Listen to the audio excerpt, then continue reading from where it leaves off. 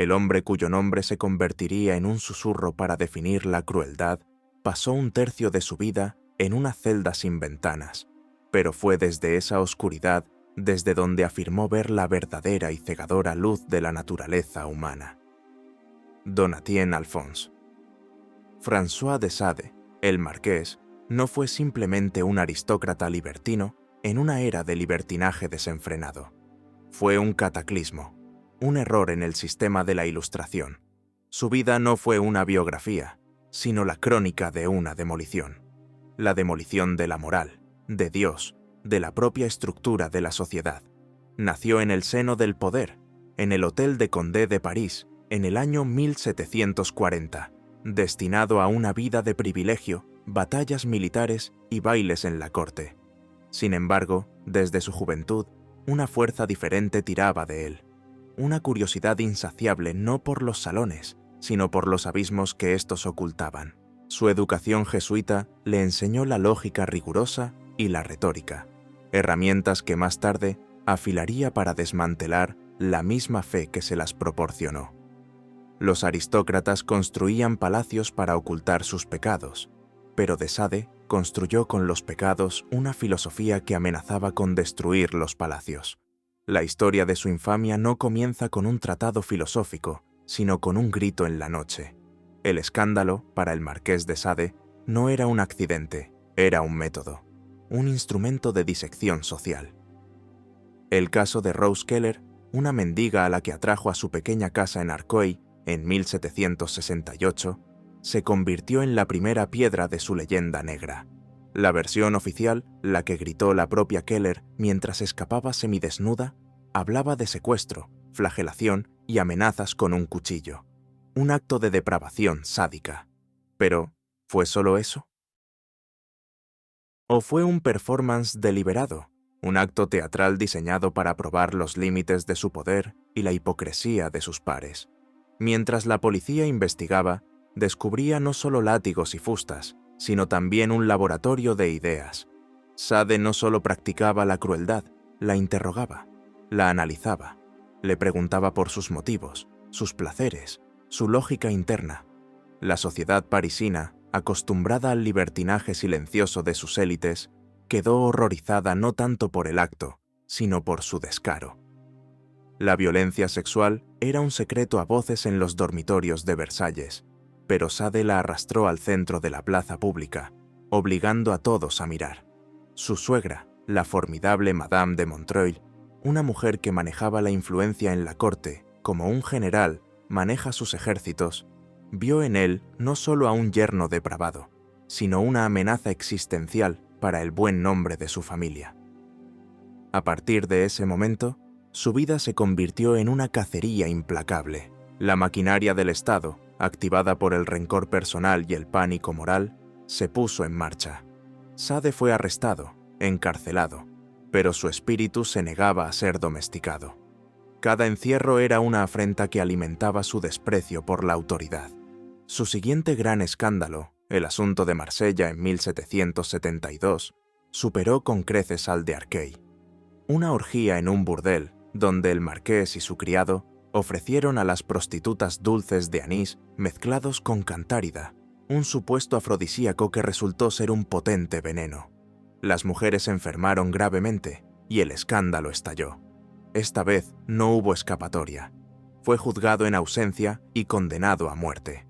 La sentencia fue ejecutada en efigie. Un muñeco con su apariencia fue decapitado y quemado en la hoguera. Pero el verdadero Sade ya había huido a Italia con su cuñada, que era también su amante, en un acto final de desafío a la familia y a la moral. La persecución se intensificó. Se convirtió en el hombre más buscado de Francia. El poder de su suegra era absoluto. Sus espías estaban por todas partes. La pregunta que flota sobre estos años febriles de fugas y escándalos es ineludible. ¿Estamos ante los crímenes de un psicópata o ante los experimentos de un filósofo radical? ¿Qué es más aterrador? ¿Un monstruo que describe honestamente sus vicios o una sociedad que esconde los mismos vicios bajo una máscara de virtud? Cada acto de Sade parecía un desafío calculado. No se contentaba con romper la ley.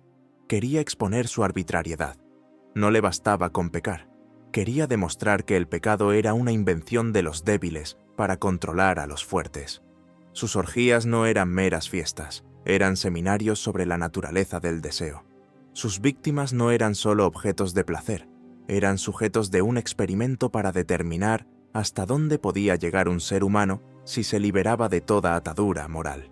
Mientras huía por Europa, perseguido por la ley, la Iglesia y su propia familia, el marqués no solo escapaba de la justicia, estaba acumulando el material empírico para la obra que escribiría en la más profunda oscuridad. Cada traición, cada celda, cada acto de crueldad que presenciaba o perpetraba, era una nota al pie en el gran tratado sobre el mal que estaba gestando en su mente. El rey, harto de los desmanes del aristócrata, finalmente firmó una nueva orden de arresto, una lettre de cachet, que lo enviaría al único lugar capaz de domar incluso un espíritu tan indomable, las profundidades de piedra del castillo de Vincennes. ¿Sade fue un monstruo por llevar a la práctica sus fantasías? ¿O un rebelde por exponer la hipocresía de una élite que hacía exactamente lo mismo en secreto? Cuéntanos qué piensas en los comentarios y elige un bando en esta historia. El castillo de Vincennes no era una simple prisión, era una tumba para los vivos. Una fortaleza medieval cuyas mazmorras estaban diseñadas para quebrar el cuerpo y aniquilar el espíritu. Para Donatien Alphonse François de Sade, sin embargo, se convirtió en su universidad, su laboratorio y su santuario. Fue allí, en la soledad absoluta, en la privación sensorial, donde el libertino se transformó definitivamente en filósofo. Los muros de piedra que debían silenciarlo se convirtieron en el lienzo en blanco para sus pensamientos más extremos. Durante casi una década, con breves traslados, su única compañía fueron los libros que le permitían leer y los fantasmas de su propia imaginación. Sin el estímulo del mundo exterior, se volcó hacia adentro, explorando los paisajes prohibidos de la psique humana con la precisión de un cartógrafo y la audacia de un conquistador. La prisión le arrebató la libertad física, pero le otorgó una libertad intelectual sin precedentes. Lejos de los juicios de la sociedad, de las restricciones de la etiqueta, su mente podía viajar a lugares donde nadie se había atrevido a ir. En la oscuridad de la celda, no encontró a Dios. Encontró algo mucho más poderoso, la lógica ilimitada del deseo humano. En 1784 fue trasladado a la prisión más infame de todo el reino, el símbolo mismo de la tiranía real, la Bastilla. Las condiciones eran, si cabe, aún peores. Pero fue aquí, en el corazón de la opresión, donde Sade se embarcó en su proyecto más ambicioso y monstruoso. Consiguió papel y, uniendo hoja tras hoja, creó un rollo de casi 13 metros de largo. Con una letra minúscula, casi microscópica, para ahorrar espacio y evitar que los guardias descubrieran su obra, comenzó a escribir los 120 días de Sodoma. Durante 37 días de febril creación, plasmó en ese papiro clandestino el catálogo más exhaustivo y sistemático de las perversiones humanas jamás concebido. No era una novela erótica, era un tratado de historia natural sobre el mal. 4 aristócratas libertinos se encierran en un castillo con un harén de víctimas jóvenes y, a través de una serie de narraciones, exploran 600 perversiones diferentes, cada una más extrema que la anterior. El libro no buscaba excitar, buscaba aniquilar. Su objetivo era demostrar que en la búsqueda del placer absoluto, la destrucción del otro no es un efecto secundario, sino un requisito fundamental. El manuscrito era su obra maestra, la sangre de su alma vertida en tinta. Lo escondía cada día en un hueco de la pared de su celda, temiendo constantemente que fuera descubierto y destruido. Era su única razón para seguir viviendo. La escritura se convirtió en un acto de resistencia, una forma de ser libre mientras estaba encadenado. Mientras Francia se agitaba en los prolegómenos de la Revolución, Sade libraba su propia guerra dentro de los muros de la Bastilla. Sus enfrentamientos con los carceleros eran constantes. Su mente, afilada por años de aislamiento y reflexión, era un arma que no sabían cómo combatir. En julio de 1789, pocos días antes de la toma de la Bastilla, utilizando un embudo como megáfono, comenzó a gritar desde la ventana de su celda a la multitud que se arremolinaba fuera. «¡Están matando a los prisioneros aquí dentro! ¡Vengan a liberarnos!». Sus gritos provocaron tal agitación que el gobernador, temiendo que incitara un asalto, ordenó su traslado inmediato al asilo de Charenton. En la precipitación del traslado, no pudo recuperar su precioso rollo. Quedó oculto en la pared. 10 días después, el 14 de julio, el pueblo de París asaltó la Bastilla. La fortaleza fue tomada, los prisioneros liberados, y el símbolo de la opresión real fue demolido piedra por piedra. En medio del caos, del fuego y de la furia, el escondite de Sade fue descubierto. Pero quien lo encontró no vio un tesoro literario, sino simple papel. El manuscrito de Los 120 días de Sodoma se dio por perdido para siempre. Para Sade, esta pérdida fue más devastadora que cualquier castigo, que cualquier año de encierro. Lloró, según sus propias palabras, lágrimas de sangre. Creía que la obra que justificaba su existencia, la suma de su pensamiento, había desaparecido en las llamas de la misma revolución que, irónicamente, estaba a punto de devolverle la libertad. No sabía que su monstruoso vástago de papel no había sido destruido. Había sido recogido y guardado, comenzando así su propia odisea legendaria a través de la historia, un viaje tan clandestino y peligroso como las ideas que contenía. El asalto a la Bastilla le abrió las puertas de la celda, arrojándolo de la oscuridad de la prisión a la luz cegadora de un mundo que había cambiado para siempre. Un mundo en plena revolución. La caída de la Bastilla fue una de las mayores ironías en la vida del marqués. El prisionero más notorio del antiguo régimen fue liberado no por un perdón, sino por el colapso del propio sistema que lo había encerrado. Salió del asilo de Charenton en 1790, un hombre de 50 años que había pasado más de una década en las prisiones del rey, para encontrarse en medio de una nación que se reinventaba a sí misma. El aristócrata se convirtió en el ciudadano Sade.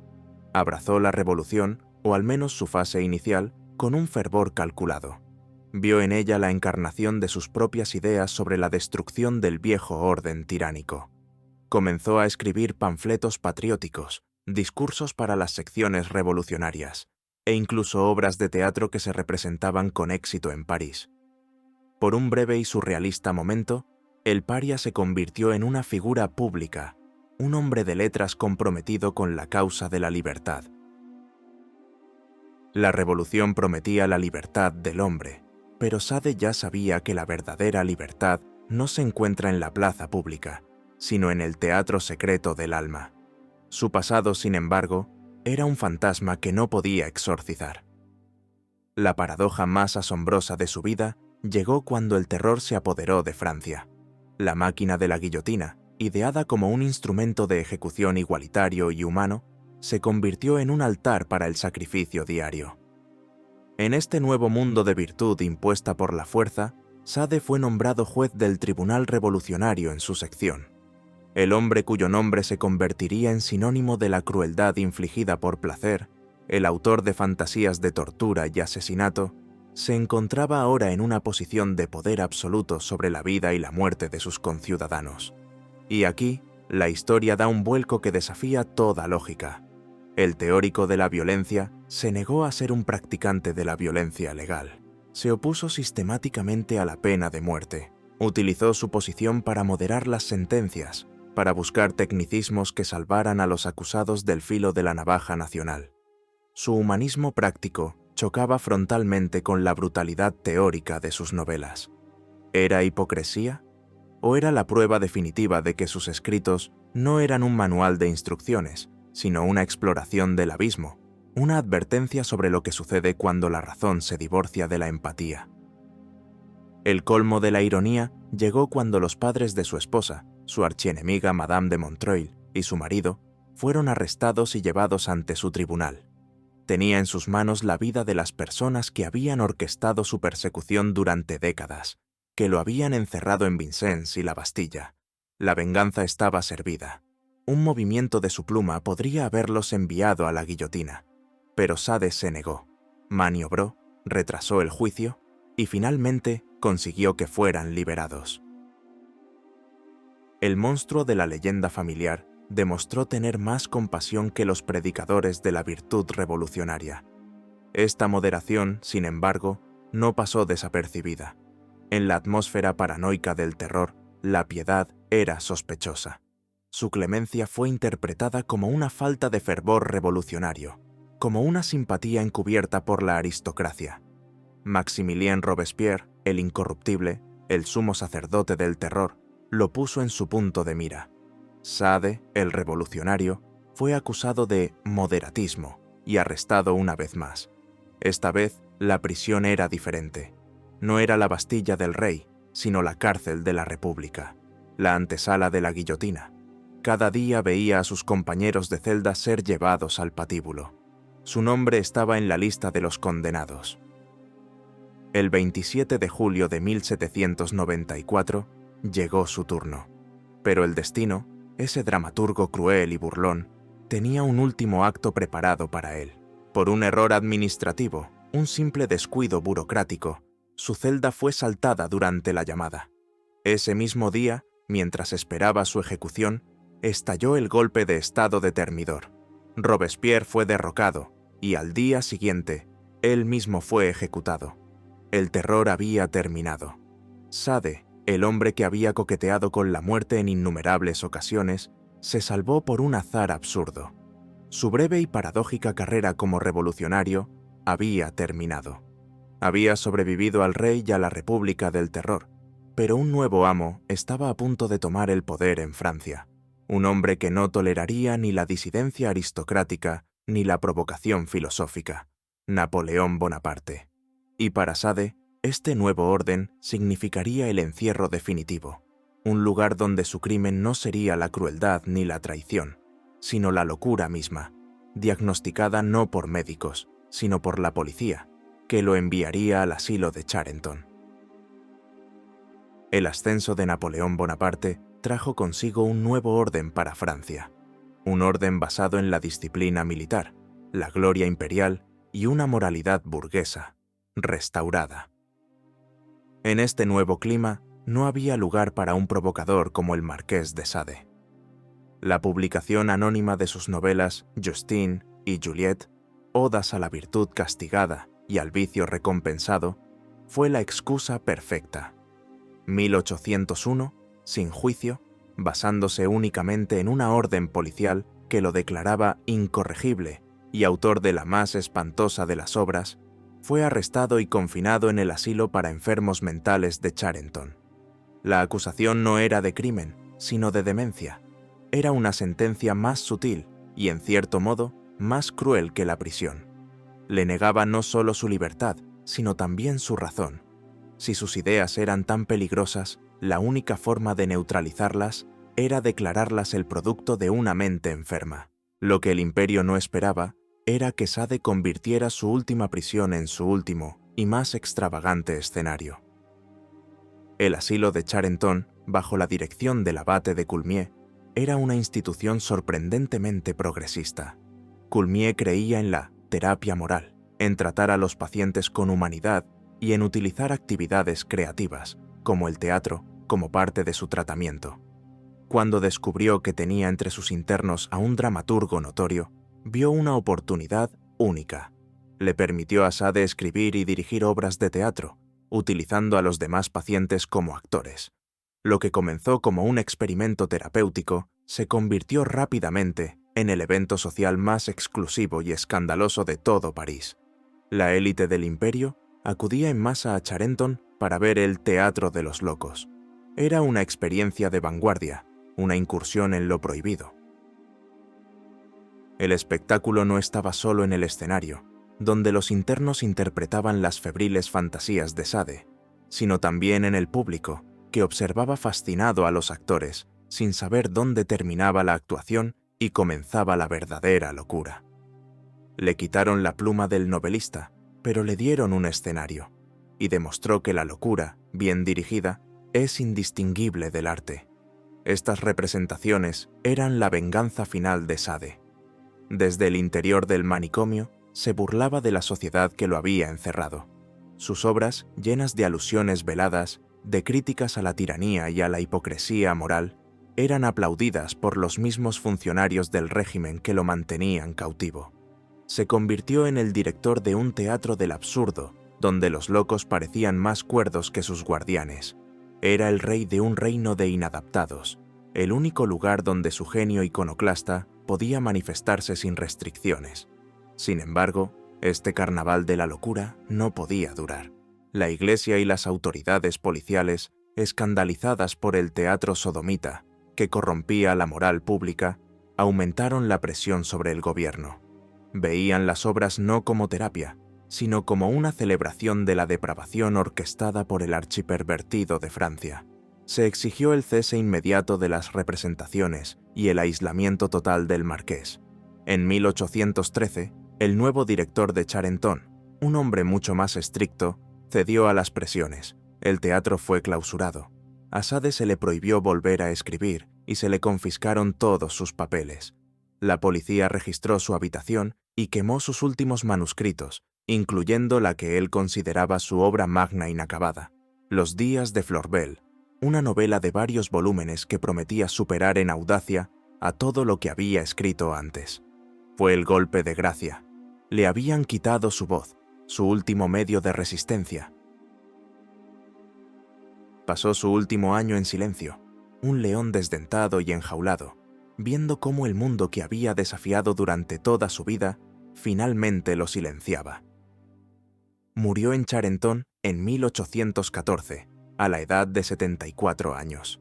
En su testamento pidió ser enterrado en un bosque de su propiedad, sin lápida, y que se plantaran bellotas sobre su tumba para que, con el tiempo, todo rastro de su existencia desapareciera de la faz de la tierra. Pero el destino de sus ideas sería exactamente el contrario. Su muerte no fue el final de la historia, fue el comienzo de la guerra por su legado, una batalla por los manuscritos que sobrevivieron y que contenían un veneno tan potente que las generaciones futuras intentarían desesperadamente destruirlo o, por el contrario, beber de él hasta la última gota. El teatro de Charenton ¿fue una terapia revolucionaria que daba voz a los marginados o una provocación inmoral que se burlaba de la decencia y la sociedad? Déjanos tu opinión en los comentarios. La muerte del marqués de Sade no trajo la paz a su nombre. Al contrario, desató una nueva forma de guerra, una guerra póstuma librada no con espadas, sino con fuego y tinta. Su familia, liderada por su hijo, Claude Armand, se embarcó en una misión sagrada: borrar toda mancha del apellido Sade de la historia. Consideraban el legado literario de su padre no como una herencia, sino como una maldición, una enfermedad que debía ser erradicada. Claude Armand compró y quemó sistemáticamente todas las copias de los libros de su padre que pudo encontrar. Viajó a Charenton tras la muerte del marqués y, con la aprobación de las autoridades, prendió una gran hoguera en el patio del asilo con los manuscritos que habían sido confiscados. Cajas enteras de papeles, novelas, obras de teatro y cartas se convirtieron en cenizas, incluyendo la totalidad de la colosal Los días de Florbel. Fue un acto de purificación filial, un intento desesperado de matar al padre por segunda vez. Pero las ideas, a diferencia de los cuerpos, son resistentes al fuego. Lo que la familia de Sade no sabía era que los textos más peligrosos ya no estaban en su poder. Habían comenzado una vida propia, una existencia clandestina en las sombras. Los manuscritos supervivientes, especialmente los escritos en la Bastilla, se convirtieron en artefactos prohibidos, reliquias de un culto secreto. Se transmitían de mano en mano entre un círculo selecto de bibliófilos, librepensadores y aficionados a la literatura erótica. Eran copiados a mano, impresos en ediciones piratas de tirada limitada y vendidos a precios exorbitantes en el mercado negro del libro. Poseer un texto de Sade era un acto de rebelión, una declaración de principios contra la moralidad de la época. Estos libros eran como el samizdat de su tiempo, peligrosos para poseer, aún más peligrosos para distribuir, pero irresistiblemente atractivos para aquellos que buscaban conocimiento prohibido. Durante casi todo el siglo XIX, Sade fue una figura subterránea, un autor para sociedades secretas y coleccionistas perversos. Su nombre era una leyenda susurrada, la encarnación del mal literario. Mientras la sociedad victoriana predicaba la virtud y la represión, en los gabinetes secretos de Londres y París, sus novelas circulaban como un antídoto venenoso. La joya de la corona de este legado clandestino era, por supuesto, el rollo de Los 120 días de Sodoma. Considerado perdido para siempre en la toma de la Bastilla, tuvo una historia de supervivencia casi milagrosa. Fue encontrado en la celda de Sade por un ciudadano llamado Arnoux de Saint-Maximin, quien lo guardó sin saber muy bien qué era. Su familia lo conservó durante 3 generaciones, hasta que finalmente fue vendido a finales del siglo XIX al psiquiatra alemán Iwan Bloch, uno de los pioneros de la sexología, quien lo publicó por primera vez bajo un seudónimo en 1904. El texto, sin embargo, era tan extremo que incluso en un contexto científico, su publicación causó un escándalo. Posteriormente, el manuscrito original fue adquirido por la familia de Noailles en Francia, y durante la Segunda Guerra Mundial fue sacado clandestinamente del país para protegerlo de los nazis. Se convirtió en un tesoro nacional maldito, un objeto de caza para coleccionistas millonarios y un símbolo de la resistencia cultural. La odisea del manuscrito reflejaba la de las propias ideas de Sade, perseguidas, ocultas, dadas por muertas, pero resurgiendo siempre con una fuerza renovada. Esta guerra por los manuscritos no era solo una cuestión de bibliofilia, era una batalla por el alma de la modernidad. ¿Debían estos textos ser destruidos como una amenaza para la civilización o preservados como un testimonio crucial, aunque monstruoso, de la condición humana? La lucha por controlar el legado de Sade demostró una verdad fundamental. Las ideas más peligrosas no son aquellas que promueven el mal, sino aquellas que obligan a redefinir el bien. Cada intento de quemar sus libros solo avivaba la llama de su leyenda. Cada prohibición aumentaba su atractivo. La censura se convirtió en su mejor agente de publicidad. A finales del siglo XIX y principios del XX, una nueva generación de artistas y poetas, cansados de la moral burguesa y de la belleza convencional, comenzaron a buscar en el pasado a sus precursores, a sus profetas. Y en las profundidades del infierno literario, encontraron al divino marqués, no como un pornógrafo, sino como el santo patrón de la vanguardia. La rehabilitación de Sade no comenzó en las universidades, ni en los salones filosóficos, sino en los cafés bohemios y los talleres de los artistas. Fueron los poetas quienes primero lo rescataron del gueto de la pornografía y lo elevaron a la categoría de profeta. Charles Baudelaire, el explorador de las flores del mal, reconoció en Sade a un compañero de viaje en los territorios oscuros del alma humana. El poeta Algernon Swinburne lo llamó el más grande de los pensadores heréticos. Pero fueron los artistas de principios del siglo XX, especialmente los surrealistas, quienes lo canonizaron. Para ellos, Sade no era un monstruo, era un liberador. En un mundo traumatizado por la carnicería de la Primera Guerra Mundial y asfixiado por la lógica racional que, según ellos, había conducido a esa catástrofe, las ideas de Sade ofrecían una salida radical. Vieron en sus escritos no un manual para la crueldad, sino un método para hacer estallar las prisiones de la mente, la razón, la religión y la moral burguesa. André Breton, el líder del movimiento surrealista, declaró a Sade un precursor fundamental. En su Manifiesto del Surrealismo, abogaba por la exploración del subconsciente, por la liberación de los deseos reprimidos, por el poder del sueño y la locura. Sade, con su exploración sistemática del deseo, en sus formas más extremas y su desafío total a las normas sociales, era el ejemplo perfecto. Los surrealistas leyeron Los 120 días de Sodoma, no como un catálogo de perversiones, sino como un poema épico del inconsciente liberado. El castillo de Schilling no era un lugar de tortura, sino una metáfora del cerebro humano, con sus pasiones ocultas y sus fantasías inconfesables.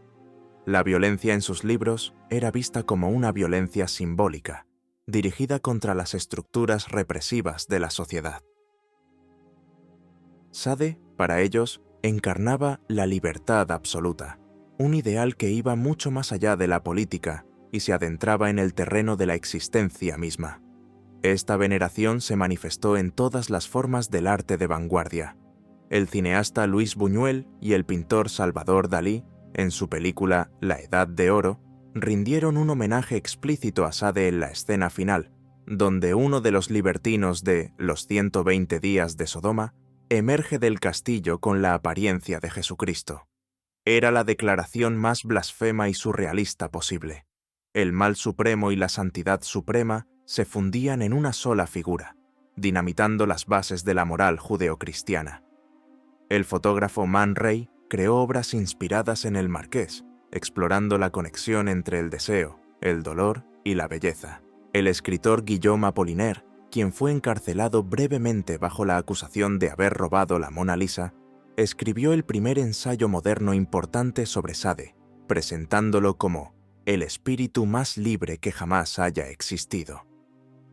El divino Marqués se convirtió en un icono de la contracultura, un arma en la guerra contra el buen gusto y el orden establecido.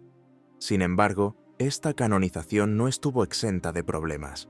Al convertir a Sade en un santo de la rebelión, los surrealistas a menudo pasaron por alto la crueldad real y el sufrimiento descritos en sus obras.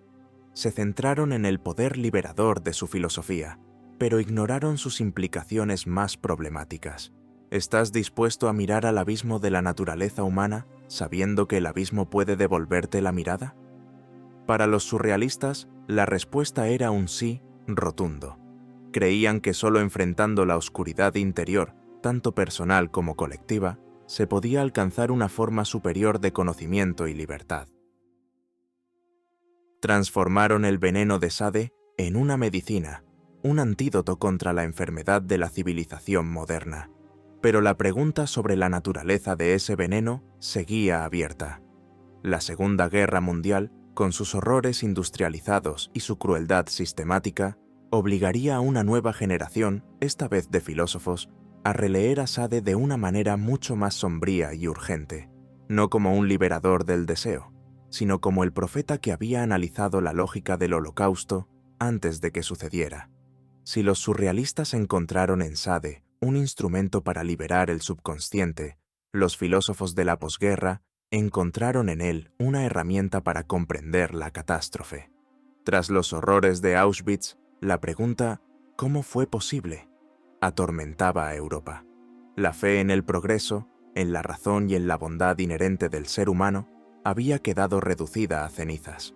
En su búsqueda de respuestas, algunos de los pensadores más importantes del siglo XX se volvieron hacia el escritor más oscuro y prohibido de todos. Se dieron cuenta de que el Marqués de Sade, 2 siglos antes, ya había diseccionado la maquinaria del mal con una lucidez aterradora. Sus escritos dejaron de ser vistos como fantasías perversas para convertirse en análisis clínicos de la relación entre el poder, el deseo y la violencia. Sade, el pornógrafo, fue reinventado como un filósofo político fundamental. Simone de Beauvoir, en su ensayo «¿Hay que quemar a Sade?», argumentó que, a pesar de lo repulsivo de su obra, ignorarlo era un error. Vio en él a un existencialista radical que llevó la idea de la libertad individual a su conclusión más extrema y aterradora. Si no hay Dios y el hombre es absolutamente libre, ¿qué le impide convertir a los demás en meros objetos para su placer? Georges Bataille fue aún más lejos. Para él, Sade era el pensador que había comprendido la importancia de la transgresión. La sociedad, según Bataille, se define por sus prohibiciones, por los límites que establece. Sade fue el hombre que se atrevió a cruzar todos los límites, no por simple perversión, sino como un método de conocimiento. Al explorar lo prohibido, reveló la verdad oculta sobre la civilización, que bajo una fina capa de orden y racionalidad yace un universo de violencia, erotismo y sacralidad oscura. Los campos de exterminio nazis con su mezcla de burocracia fría y crueldad orgiástica, parecían una realización monstruosa de las fantasías del castillo de Sealing. La pregunta se volvió insoportable. ¿Era Sade un profeta que había advertido sobre los peligros del poder absoluto? ¿O era el teórico cuya filosofía, llevada a la práctica, conducía directamente a la cámara de gas? Esta tensión convirtió las disputas filosóficas sobre Sade en un tenso duelo intelectual por el alma del siglo. Quizás el análisis más influyente vino de la Escuela de Frankfurt, con Theodor Adorno y Max Horkheimer. En su obra Dialéctica de la Ilustración, escrita a la sombra del Holocausto, dedicaron un capítulo entero a Sade. Argumentaron que el marqués no era el enemigo de la Ilustración, sino su hijo más lógico y terrible. La Ilustración había entronizado la razón instrumental, una razón fría y calculadora que ve el mundo, la naturaleza y a los demás seres humanos como meros objetos a ser dominados y utilizados. Sade, según ellos, simplemente aplicó esta lógica al campo del deseo. Su libertino, que tortura y destruye en nombre del placer, no es un monstruo irracional, es el epítome de la razón burguesa, liberada de toda empatía. Es el burócrata de la crueldad, el empresario del dolor. Desde esta perspectiva, la línea que va de la filosofía de Sade al sistema de los campos de concentración es directa y aterradora. Más tarde, pensadores posmodernos como Michel Foucault y Roland Barthes continuarían este diálogo. Foucault vio en Sade una figura clave en la historia de la sexualidad, el momento en que el discurso sobre el sexo pasó de la confesión religiosa al análisis científico, aunque fuera a través de la monstruosidad. Barthes, por su parte, se centró en el lenguaje de Sade, argumentando que su verdadera transgresión no estaba en los actos que describía, sino en su intento de crear un lenguaje totalitario para el deseo, un sistema donde cada fantasía, cada acto, pudiera ser nombrado, clasificado y ordenado. El debate estaba servido, y era feroz. ¿Hay que quemar a Sade, como proponía el título del ensayo de Beauvoir, para proteger a la humanidad de sus ideas tóxicas? ¿O hay que leerlo, estudiarlo y reconocerlo como el pensador que tuvo el coraje de mirar fijamente al sol negro de la naturaleza humana sin pestañear? Lo que está en juego en esta partida es nada menos que la comprensión de nosotros mismos. Para ti, ¿quién fue Sade?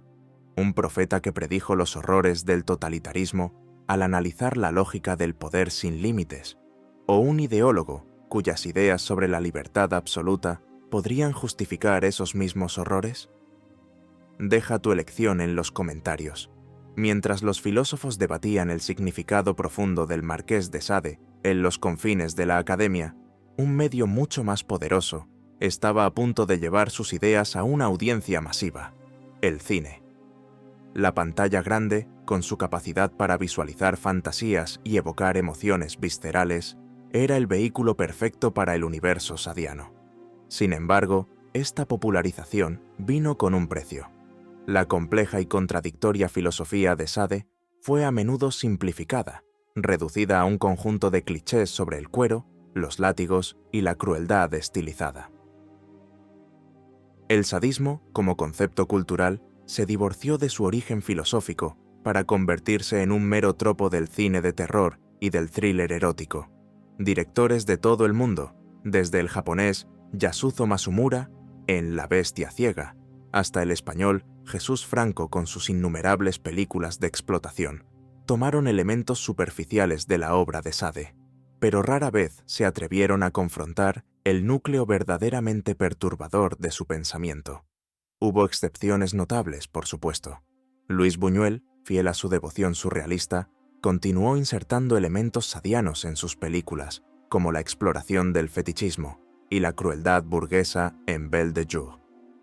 Pero fue un director italiano, poeta, novelista y polemista radical, quien realizaría la adaptación más fiel, controvertida y devastadora de la obra de Sade. Pier Paolo Pasolini, en 1975, estrenó Salò o los 120 días de Sodoma. La película no era una simple adaptación, era una transposición. Pasolini tomó la estructura narrativa del libro de Sade y la trasladó a la República de Salò, el estado títere fascista establecido por Mussolini en el norte de Italia durante los últimos años de la Segunda Guerra Mundial. Los 4 aristócratas libertinos de Sade se convirtieron en 4 jerarcas fascistas: un duque, un obispo, un magistrado y un presidente. Su castillo se convirtió en una villa aislada y sus víctimas en un grupo de jóvenes secuestrados. El resultado fue una de las películas más insoportables y polémicas de la historia del cine. Pasolini utilizó la obra de Sade no para excitar, sino para analizar la naturaleza del poder fascista. Argumentaba que el fascismo no es solo un sistema político, sino una forma de anarquía del poder, un sistema donde el cuerpo del otro es reducido a una mercancía, un objeto que puede ser consumido, torturado y descartado a voluntad.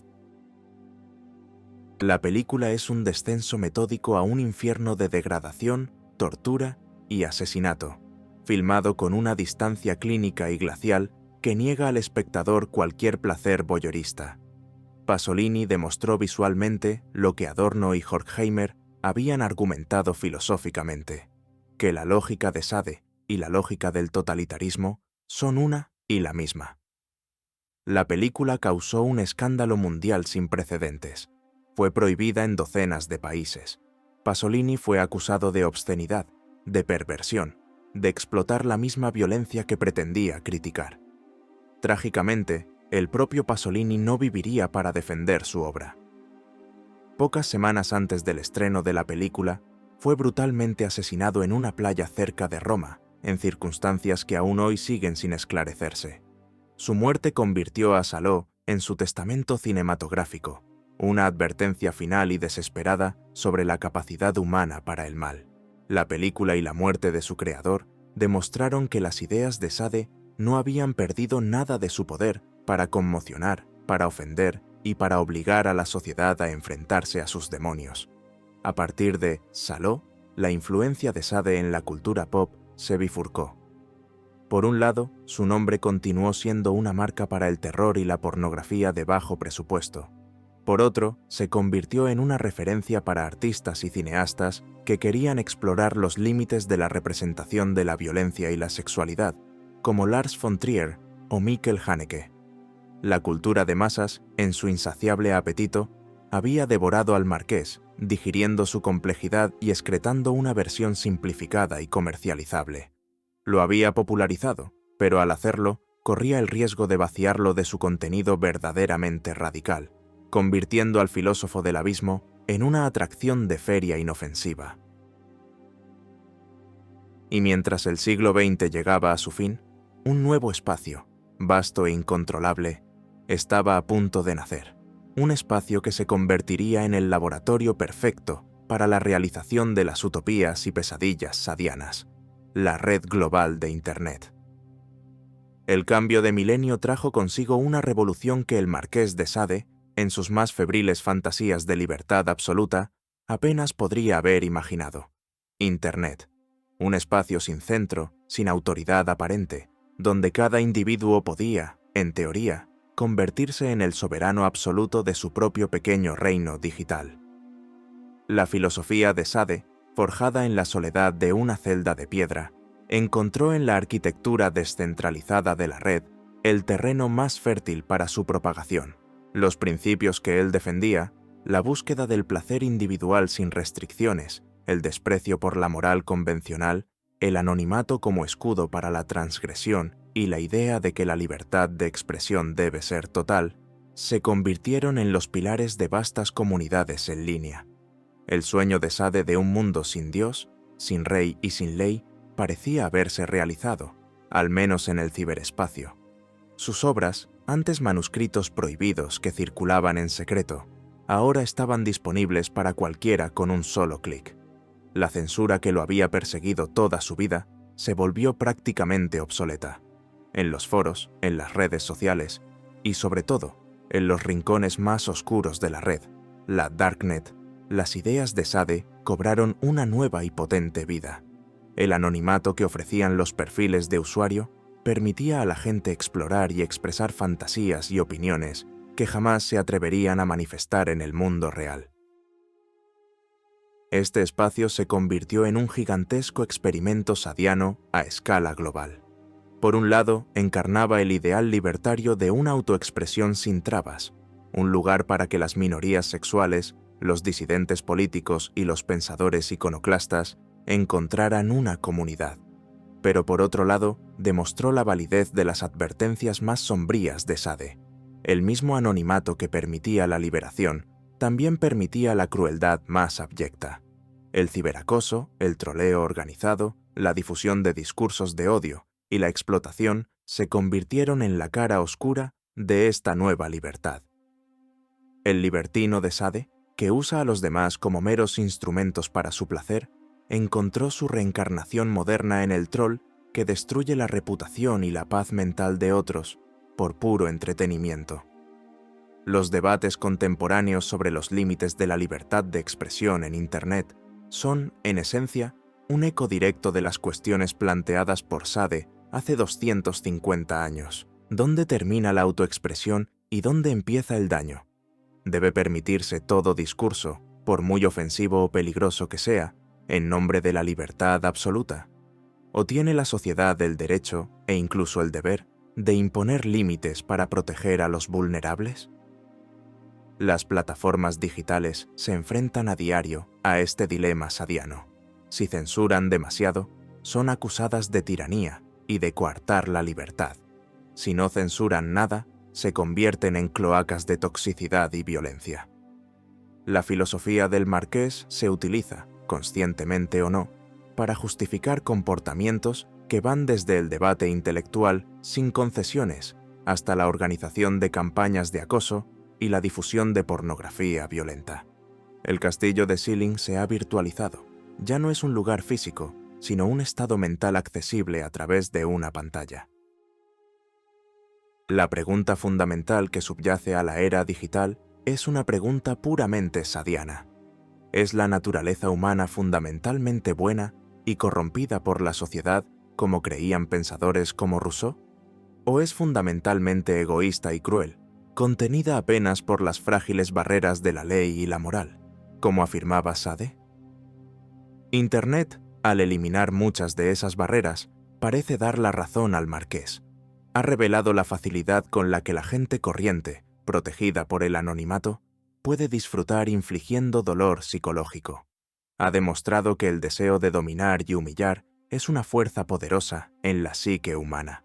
¿Es Internet la utopía de libertad con la que soñó Sade, o el infierno digital que, con su lógica implacable, predijo?